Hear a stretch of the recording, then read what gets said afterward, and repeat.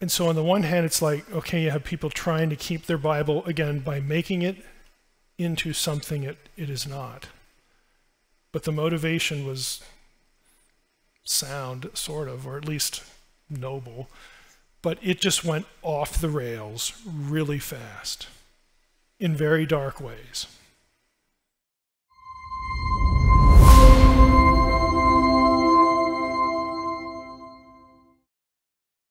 I have this whole lecture that I call Biblical Racism, where this is really painfully apparent. You can make the Bible say just about anything you want. And in the 17th, 18th, 19th century, people who were serious about Scripture, I'll just give you this one illustration. Who were serious about Scripture were alarmed at the fact that the age of exploration, the 1500s and on, had discovered new worlds that were not mentioned in the Bible, and there were people in those worlds, and they didn't look like Europeans, white Europeans, and they didn't look like Jews either, or like Romans. So what do we do with that? And so one side said, this is awesome. I have been waiting for an alternative theory of origins because I hate the Old Testament. And I hate Jews too. So this is great. And there were people who used this information to beat the Judeo-Christian worldview, the view of origins Genesis, over and over and over again. The other side, it's like, well, we love our Bible. We want to keep it. So our mission now is to find these other races somewhere in the Bible. By golly, we're going to do it. And they did. This is where you get alternative human bloodlines. Okay, this is where you get, Co-Adamism and Pre-Adamism. It's an effort to answer this question. And when you do that, you have to ask the obvious question, well, if they're co-Adamic races, other humans alongside Adam, or maybe humans before Adam, then either choice, they're not Adamic.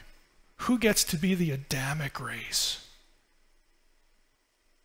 And then what are the other ones? I mean, we all know where this went. But it started as an effort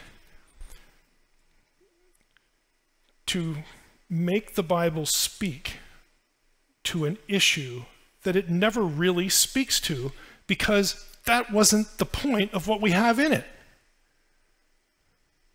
It was a completely out of context discussion. And it produced disastrous results. Okay, that's just a reality of the 18th, 19th centuries. It's just what it is. And it was severe. Because at the same time you have, in the 19th century, all this ancient Near Eastern stuff deciphered, and those have creation stories in them too. Oh, and we have Darwin in 1859 as well. This was a crisis.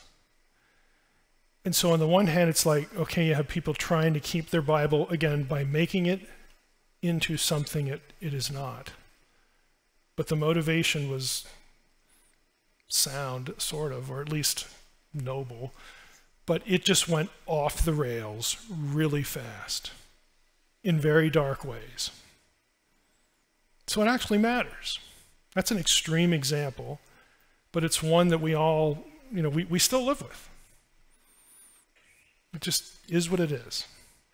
Without attributing motive, to anybody, it just is what it is.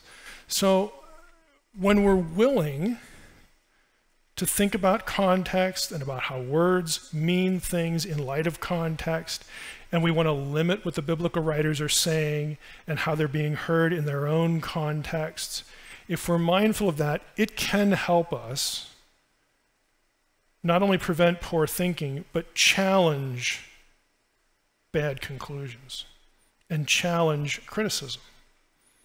It's tactically different and it's more tactically sound.